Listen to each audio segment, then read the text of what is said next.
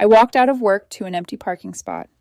My 2023 Camry just paid off was gone. I called my parents panicking. Oh, honey, relax. We gave it to Elena. She needs it more. My sister had totaled 3 cars in 5 years. This was my first new car ever. I hung up and dialed 911. The fluorescent lights of Patterson Manufacturing hummed their usual monotonous tune as I logged out of my workstation at exactly 5:30 p.m. 4 years of 60-hour weeks, skipped lunches, and strategically saved bonuses had culminated in one perfect moment 3 weeks ago when I'd made that final payment on my Camry. The title sat in my apartment safe, my name printed in bold letters as the sole owner. Every morning since I'd walked into the parking lot and felt genuine pride looking at that pearl white exterior. My sneakers squeaked against the polished concrete floor as I pushed through the employee exit. The October air carried that sharp bite that meant winter was coming early this year. I pulled my jacket tighter and headed toward row C, where I'd parked that morning, already mentally planning my grocery run and the new recipe I wanted to try for dinner. Row C stretched before me, filled with the usual lineup of sedans, trucks, and SUVs belonging to second shift workers. My eyes scanned for that familiar pearl white, the small dent in the rear bumper from when I'd misjudged a concrete barrier during my first week of ownership.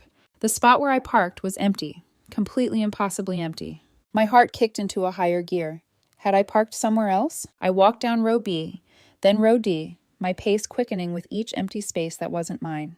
15 minutes of searching every single row in that parking lot confirmed what my gut already knew. Someone had stolen my car. I fumbled for my phone with shaking hands and called my parents' house. Mom answered on the third ring, her voice carrying that cheerful tone she always used when she was cooking dinner. Oh, honey, relax, she said. We gave it to Elena. She needs it more. The words didn't make sense. I stood there in the middle of the parking lot, phone pressed against my ear, trying to rearrange those syllables into something logical. You what? Your father and I drove down this afternoon. We used the spare key you gave us for emergencies. Elena totaled the Nissan last week, and you know how hard it is for her to get to her classes without reliable transportation. My spare key. The one I'd given them 2 years ago when I'd had surgery and needed someone to move my old Honda for street cleaning while I recovered. They'd driven 3 hours to my workplace, used that key to steal my car, and given it to my younger sister, who'd destroyed 3 vehicles in 5 years, through a combination of texting while driving running red lights and what she called bad luck. That's my car, I said, my voice coming out strangled. I paid for it. My name is on the title. Well, technically, we helped you with that down payment, sweetie. Consider this us collecting on that loan. Elena really needs this. She's struggling, and you're doing so well with your career. You can always get another one. The down payment they'd helped with was a $1,000 birthday gift 3 years ago. I put down $8,000 total and spent 4 years paying off the remaining $22,000. But my mother's revisionist history was nothing new. What was new was the white-hot rage building in my chest. Where's Elena now? I asked. She's driving back to campus. She was so grateful. Helena, she cried. You know how sensitive she is. Elena was 24 years old, 2 years younger than me, and the sun around which our family solar system had always revolved. When she failed out of her first college, our parents had paid for a second one. When she'd wrecked her first car, they'd bought her another. The pattern had repeated itself so many times I'd lost count, but I'd always stayed in my lane, worked hard, and asked for nothing. I hung up without saying goodbye and dialed 911. The operator's voice was calm and professional. 911, what's your emergency? I need to report a stolen vehicle. The police arrived 40 minutes later. Officer Brennan was a middle-aged man with tired eyes who'd probably heard every excuse in the book. I explained the situation while he took notes, and I watched his expression shift from professional neutrality to something resembling sympathy. So your parents took the car without your permission and gave it to your sister, he repeated, wanting to make sure he had the facts straight. They used a key I'd given them for emergencies only. I never authorized them to take my vehicle. I'm the sole owner. I have the title in my apartment. Officer Brennan nodded slowly. Technically, this is theft even if they're family. The key was given for a specific purpose, not blanket permission to take the vehicle whenever they wanted. He paused. You understand that if we pursue this, your sister could face charges. Your parents, too, potentially. I understand. He called it in. An APB went out for my Camry with Elena's description as the driver. I provided her campus address, her phone number, and every detail I could remember. Then I waited. My phone rang constantly. Mom called 6 times in the first hour, then Dad, then Elena herself, her voice thick with tears. I didn't answer any of them. Instead, I called my insurance company, reported the theft, and documented everything. Then I took a rideshare home and retrieved my title from the safe, along with every payment receipt I'd saved over the past 4 years. Elena was pulled over at a traffic stop 40 miles from her campus at 8:15 p.m. The officer who stopped her for a broken taillight ran her plates, saw the stolen vehicle report, and arrested her on the spot. My car was impounded, and Elena spent the night in county jail. My phone exploded. 23 missed calls by morning. 17 text messages ranging from pleading to outright hostile. I blocked all of them and went to work. The impound lot smelled like motor oil and desperation. I showed my title, my license, paid the retrieval fee, and drove my Camry home. There were fast food wrappers in the back seat and a new scratch on the driver's side door. The gas tank was nearly empty, despite the fact I'd left it 3/4 full. Elena had driven my car like she drove everything else in her life carelessly, and with the assumption that someone would clean up the mess. I spent that entire weekend cleaning and documenting every single thing wrong with my car. The scratch was deep enough to need professional repair. There were stains on the back seat that looked like spilled soda. The floor mats were caked with mud. I took photographs of everything timestamps enabled and created a detailed spreadsheet of damages. The repair estimate came to $1,200. Monday morning brought an unexpected visitor to my workplace. The receptionist called my extension around 10:00 a.m., her voice uncertain. "Helena, there's a woman here named Natalie Crawford who says she's your aunt. She doesn't have an appointment, but she's insisting she needs to speak with you." Aunt Natalie was my mother's older sister, the successful one who had married a surgeon and lived in a gated community 40 miles away. We'd never been close. She attended family gatherings with an air of obligation rather than enthusiasm, always leaving early to get back to her important life. I considered refusing the meeting, but curiosity won out. "Give me 5 minutes," I said, then send her to conference room B. Natalie looked like she'd stepped out of a country club magazine, perfectly highlighted hair designer pantsuit jewelry that cost more than my monthly rent. She stood when I entered the conference room, her smile brittle and rehearsed. "Helena, thank you for seeing me. I know we're not close, but I felt I had to come." I sat down across from her, keeping my expression neutral. "What can I do for you?" She folded her hands on the table, her wedding ring catching the fluorescent light. "Your mother is devastated. She hasn't stopped crying since Elena was arrested. Your father isn't sleeping. They made a mistake, yes, but pressing charges. Having your own sister thrown in jail? That seems excessive." "Excessive," I repeated, letting the word hang in the air between us. "Elena stole my car. My parents helped her do it. Those are crimes." "They're family. Family handles things privately." Natalie's voice took on a sharper edge. "You're making everyone look bad." Do you know what my friends said when they heard about this? They asked, "What kind of family tears itself apart over a vehicle?" "The kind where one daughter gets everything handed to her while the other one works herself to exhaustion," I said quietly. "Tell me, Aunt Natalie, do you know how many cars Elena has destroyed?" She hesitated. 3. "Do you know how many times I've asked my parents for help in the past 10 years? I didn't wait for her answer. 0. Because every time I might have needed something, Elena needed it more." She shifted uncomfortably. "Your parents love both of you equally." "No, they don't. They've never loved us equally, and everyone knows it, except maybe you, because you're barely around enough to notice." I stood up, signaling the meeting was over. "I have work to do. Tell my mother I'm not interested in family reconciliation until there are actual consequences for stealing from me." Natalie's face flushed red.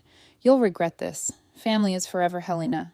Jobs, friends, they all come and go. Blood is what matters." "Then maybe blood should act like it matters," I said, and walked out of the conference room. The encounter left me shaking with adrenaline.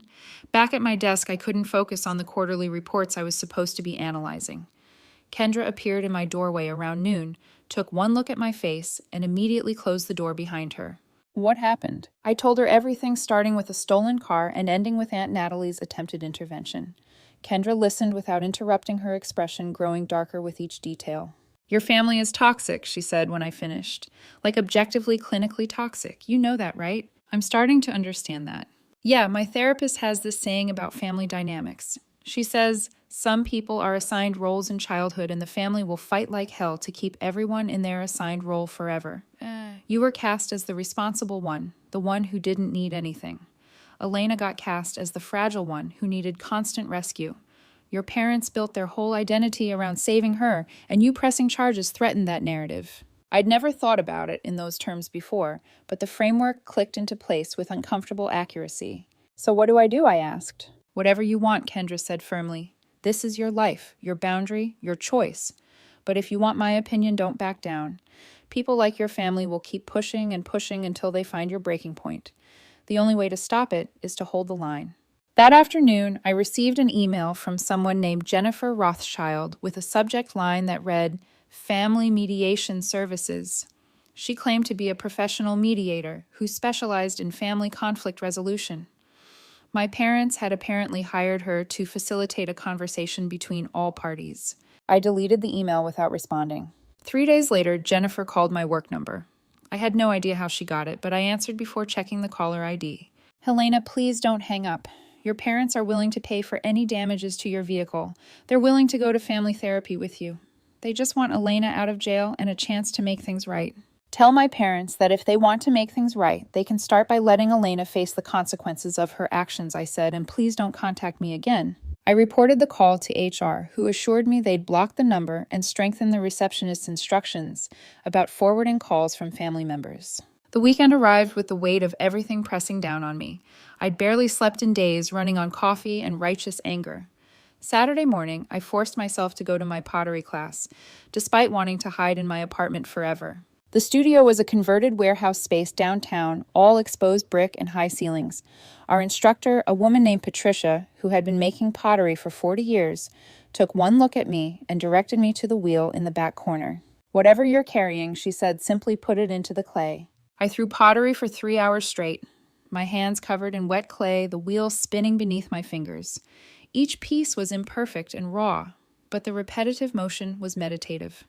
By the time I left, my shoulders had dropped from where they'd been tensed near my ears, and my mind felt clearer than it had in weeks.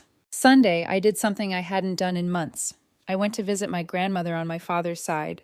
Grandma Ruth lived in an assisted living facility on the other side of town. She was 92 years old, sharp as ever, and had never particularly liked my mother. About time you visited, she said, when I walked into her room.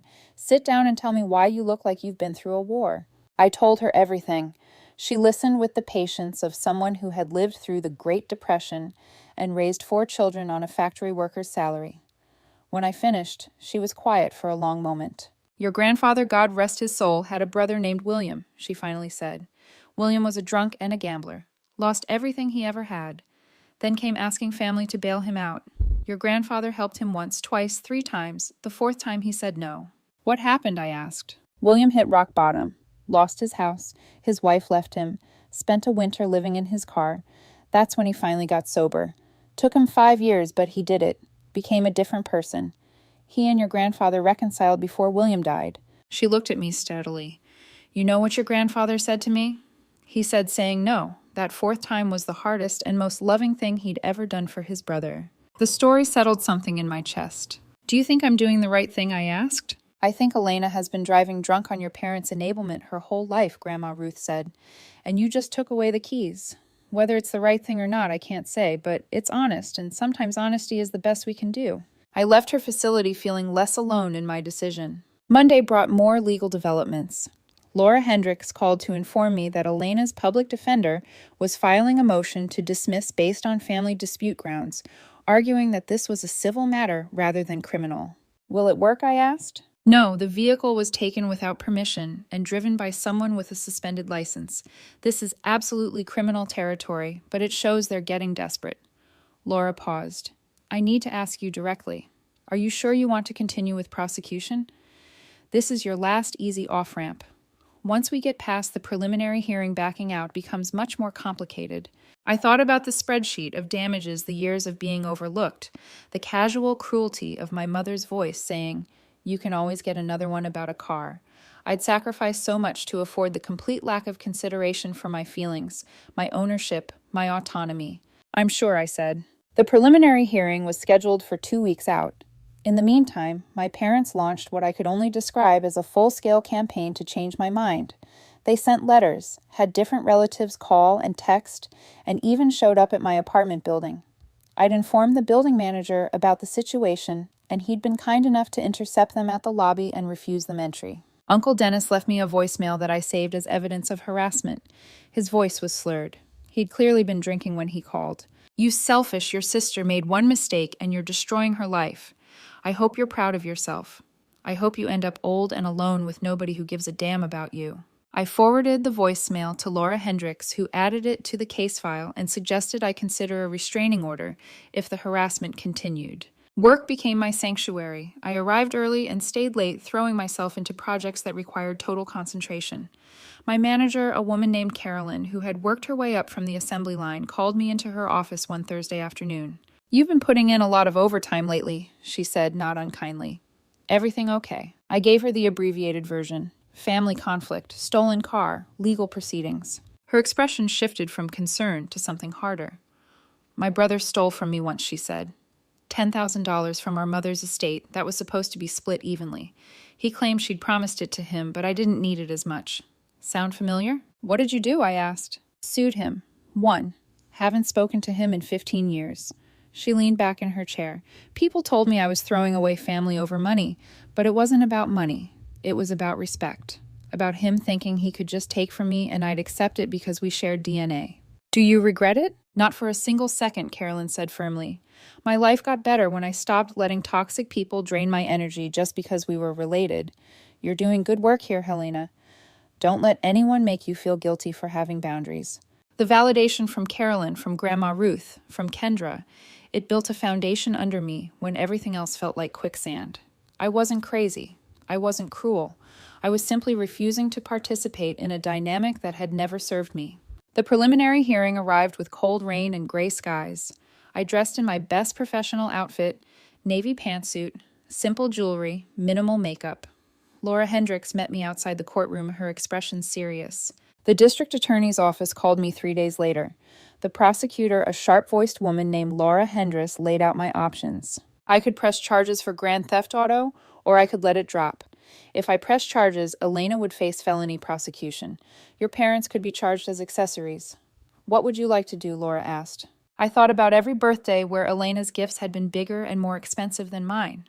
Every Christmas where the imbalance was explained away with "she needs more support right now." Every family dinner where my accomplishments were footnotes to Elena's struggles, which were somehow always more important, more worthy of attention and resources. I thought about 4 years of overtime and carefully budgeted meals so I could afford my car payment while watching my parents hand Elena money for emergencies that always seemed to involve concerts, trips, or new clothes. "Press charges," I said. Before I hung up, Laura mentioned something that made my blood run cold. "We pulled Elena's driving record as part of our investigation. Did you know she's had 7 accidents in the past 5 years? Not 3. 7. My parents had lied about the extent of Elena's recklessness. Or maybe Elena had lied to them. Either way, the number was staggering. Laura emailed me the full driving record. Rear-ending someone while texting, running a stop sign and T-boning a minivan, sideswiping a parked car and fleeing the scene. The list went on. She'd accumulated 16 points on her license before it was finally suspended, and that suspension had happened after she'd failed to appear in court for a reckless driving charge. I printed out the entire record and sat at my kitchen table reading through each incident. The minivan she'd T-boned had contained a mother and 2 small children. They'd all been hospitalized, though thankfully with non-life-threatening injuries. Elena had been found at fault, and her insurance had paid out a massive settlement. How had my parents looked at this history and decided the appropriate response was to give her another vehicle? How had they justified stealing from me to enable someone who was a genuine danger on the road? That evening, I did something I'd been avoiding. I went through old family photos on my laptop looking for proof of the pattern I'd always felt, but never quite articulated. The evidence was overwhelming once I knew what to look for. Christmas morning, age 8. Elena opening a pile of presents while I sat to the side with my 3 modestly wrapped gifts. My parents had explained that Santa knew Elena needed extra love that year because she was struggling in school. High school graduation. The photo showed my parents beaming next to Elena at her ceremony, having scraped together money for a big party. My own graduation 2 years earlier had been marked with a cake from the grocery store and a card with $50 inside. I'd graduated with honors. Elena had barely passed. College acceptance. I'd gotten into a decent state school with partial scholarship. I'd worked 2 jobs to cover the rest, graduating with minimal debt. Elena had been accepted to a private liberal arts college that cost $60,000 a year. My parents had taken out loans to send her, then acted like I was being selfish when I asked to borrow the car for a job interview. The pattern was undeniable, documented in photographs and memories that I'd always explained away with their excuses. Elena was struggling. Elena was sensitive. Elena needed more support. Meanwhile, I'd been invisible unless I was needed to play the role of successful daughter at family gatherings, proof that my parents had done something right. I closed the laptop and walked to my window, looking out at the parking lot, where my Camry sat under a streetlight, the scratch on the driver's side door gleaming in the artificial light. Tomorrow I'd take it to the body shop and pay for repairs that shouldn't be necessary. I'd pay with money I'd earned through hours of work that Elena had never had to do because our parents always caught her before she could hit bottom. Well, not this time. My phone buzzed with a text from an unknown number. "Helena, this is Father Tom from St. Catherine, SS. Your mother asked me to reach out to you. She's very distressed about the situation with Elena. I'd like to offer my services as a mediator if you'd be willing to meet. Sometimes godly counsel can help heal family wounds." I'd been raised Catholic, attending St. Catherine's every Sunday until I moved out at 18.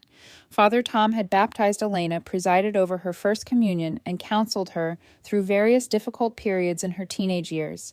He'd never shown the slightest interest in my spiritual well-being beyond perfunctory greetings after Mass.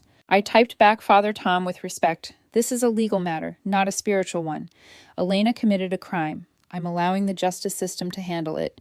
Please don't contact me again about this." He responded within minutes. "The Lord teaches forgiveness, Helena. Vengeance belongs to Him alone. What you're doing to your sister goes against everything Christ taught about mercy and family." My hands shook as I typed my response. Christ also taught about consequences and justice. Elena has never faced real consequences for her actions.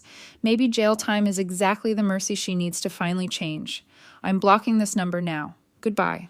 I blocked him and added his number to the list I was keeping for Laura Hendricks. The harassment was escalating, becoming more coordinated. My parents were clearly rallying every resource they had, calling in favors and guilting people into intervening on their behalf. The next morning I woke up to find my car had been keyed. Someone had scraped a message into the driver's side door, right over the scratch Elena had left. Family traitor. I documented it with photographs, called the police, and filed another report. The responding officer was a young woman named Officer Martinez, who took the vandalism seriously, checking for security cameras in the area and taking detailed notes. "This is escalating," she said, echoing my own thoughts. "Have you considered a restraining order against your family members? I'm starting to think I need to." She gave me information on filing for protective orders and suggested I document every contact attempt, every threat, every incident of harassment. Judges take this stuff seriously, especially when there's a pattern of escalation. You have the right to be safe. After she left, I called Laura Hendricks and told her about the keying. She was silent for a long moment before speaking. "Helena, I've been doing this job for 12 years. I've seen a lot of family dysfunction, a lot of abuse disguised as love. What your family is doing to you right now. This harassment campaign, it proves you made the right decision. Healthy families don't respond to boundaries with vandalism and threats. It feels like I'm at war," I admitted. "You are, but wars end and you're going to win this one because you have the law on your side and the truth on yours. Hang in there." The fallout was nuclear. Aunt Natalie called begging me to reconsider. My father's brother, Uncle Dennis, left me another voicemail saying I was destroying the family over a car. Extended family members I barely knew crawled out of the woodwork to inform me that blood was thicker than water. That family forgave that I was being cruel and vindictive. I changed my phone number. Elena's arraignment was scheduled for November 3rd. I took the day off work and sat in the courtroom gallery, watching my little sister stand before a judge in an orange jumpsuit. She'd lost weight. Her hair was unwashed. She cried through the entire proceeding, while Mom sobbed in the front row, and Dad sat stone-faced beside her. The judge set bail at $15,000. My parents couldn't make it. Elena stayed in jail. That evening, my mother showed up at my apartment. I watched through the peephole as she knocked, waited, knocked again. She looked smaller somehow, her face aged beyond the 3 weeks since I'd last seen her. "Helena, please," she said through the door. "We made a mistake. We'll pay you back for everything. Just drop the charges. She's your sister." I didn't open the door. The preliminary hearing revealed that Elena had been driving on a suspended license. Her previous accidents had racked up enough points to get her license revoked 6 months ago, a detail she'd never shared with our parents. She'd been driving illegally when she totaled the Nissan, which was why insurance had refused to pay out. My parents had been planning to buy her yet another car when Mom had her brilliant idea to just take mine. The prosecutor added driving with a suspended license to the charges. Elena's public defender tried to negotiate a plea deal. I refused to cooperate with any agreement that didn't include jail time. In December, 3 days before Christmas, Elena pleaded guilty to grand theft auto and driving with a suspended license. The judge sentenced her to 18 months in county jail with the possibility of early release for good behavior. My parents were not charged after they cooperated fully with the investigation and testified that I had never given them permission to take the vehicle. I spent Christmas alone in my apartment, eating Chinese takeout and watching old movies. My phone didn't ring. I had given my new number only to my closest friends and my employer. The weeks bled into months. I settled into a new routine that didn't include family dinners or obligatory phone calls. Work became my focus. I took on extra projects, volunteered for assignments nobody else wanted, and impressed enough people that when a senior analyst position opened up in March, I was the obvious choice. The promotion came with a $20,000 raise and my own office with a window. I bought new furniture for my apartment, started taking pottery classes on Tuesday nights, made plans to visit Seattle in the summer with Kendra, a co-worker who had become a genuine friend. My life expanded into the space that family obligation had once occupied. Elena was released in July after serving 7 months. I heard about it through social media. Apparently, I'd been blocked by most of my family, but I still had access to a cousin's page who posted everything publicly. The photo showed a small, welcome home party. Elena looked gaunt and exhausted, my parents hovering around her with forced smiles. August brought the first letter. It arrived in my mailbox with my mother's handwriting on the envelope. My new address somehow obtained despite my best efforts. I threw it away unopened. 3 more followed over the next month. I threw them all away. In September, exactly 11 months after the parking lot incident, I was leaving work when I spotted my father standing next to my Camry. He'd aged considerably, his hair almost completely gray, now his shoulders hunched, in a way I didn't remember. "I'm not here to cause trouble," he said as I approached. Hands raised in a peaceful gesture. "I just want to talk. 5 minutes." I unlocked my car and opened the door, ready to leave him standing there. Something made me pause. 3 minutes, I told him. He nodded, seeming to understand that this was a gift he didn't deserve. "Your mother and I have been going to therapy," he said. "Family counseling. The therapist has helped us see how badly we failed you, how we enabled Elena and ignored your needs for years." He cleared his throat, his voice rough with emotion. "You were the easy one. You didn't need us. We thought you were always so capable, so independent. We convinced ourselves that meant you were fine, that you didn't need the same level of support. I was independent because I had to be," I said quietly, "because asking you for help meant being told to wait, because Elena needed something more urgently, every single time." He flinched but didn't argue. "You're right, and I'm not here to ask for forgiveness because I don't think we deserve it. I'm here to tell you that we've set up a trust fund in your name, $50,000. It's not enough to make up for everything, but it's what we can afford. Your mother wants to see you, but I told her that has to be your choice, on your timeline." "Elena," I asked. Living in a halfway house, working at a grocery store, she's genuinely trying to change. The jail time was hard, but I think it might have been necessary. She's in therapy too, individual counseling. He pulled an envelope from his jacket pocket and set it on the hood of my car. "Bank information for the trust fund. No strings attached. It's yours whether you ever speak to us again or not." He walked away before I could respond, disappearing into the parking lot as the sun set behind the building. I stood there for a long time, envelope in hand, processing a conversation I'd never expected to have. That night I opened the envelope. The trust fund was re-established 3 weeks ago with me as the sole beneficiary. Attached was a handwritten note from my mother, not asking for anything, just expressing regret and love. I put it in my desk drawer and didn't look at it again for weeks. October arrived with falling leaves and cooler temperatures. 1 year since the day my car was stolen, I'd been promoted again, this time to department manager. My pottery had improved enough that I'd sold 3 pieces at a local art fair. Kendra and I were planning a winter trip to Colorado. My life was full in ways it had never been when I'd spent all my energy managing family dynamics and swallowing resentment. The wound where my family used to be had scabbed over the scar tissue, tough and protective. I didn't know if I'd ever be ready to let them back in. Maybe someday I'd respond to my mother's letters, meet my father for coffee, see if Elena had genuinely changed. Or maybe this permanent distance was the healthiest option for everyone involved. Some relationships don't survive the truth about what they actually are. But on that October evening, driving home in my Camry with the windows down and music playing, I felt something I'd spent 26 years chasing. Peace. The kind that comes from knowing your worth isn't determined by how much you sacrifice for people who'd never do the same for you. My phone buzzed with a text from Kendra asking if I wanted to grab dinner. I smiled and typed back yes, merging into traffic as the city lights began to flicker on against the darkening sky. Somewhere across town, my parents were probably sitting down to dinner. Elena may have been joining them from her halfway house. They were living their lives trying to rebuild what my boundary had shattered. And I was living mine, finally completely without apology. The trust fund money sat untouched in the account. I didn't need it, though I supposed I'd use it eventually for something meaningful. Maybe a down payment on a house, or seed money for the business I'd been dreaming about starting. But accepting the money and accepting renewed relationships were two different things. And I'd learned the hard way that some people only change when they've lost everything they took for granted. My car hummed beneath me, reliable and paid off. The spare key I'd given my parents had been changed out for a new set that only I possessed. Every door that had been left open for people to walk through and take what they wanted had been locked, bolted, and reinforced. Maybe that made me cold. Maybe it made me unforgiving. But it also made me free. I pulled into my apartment complex and parked in my assigned spot, gathering my work bag and the pottery piece I'd brought home from class. Tomorrow I'd wake up and do it all again.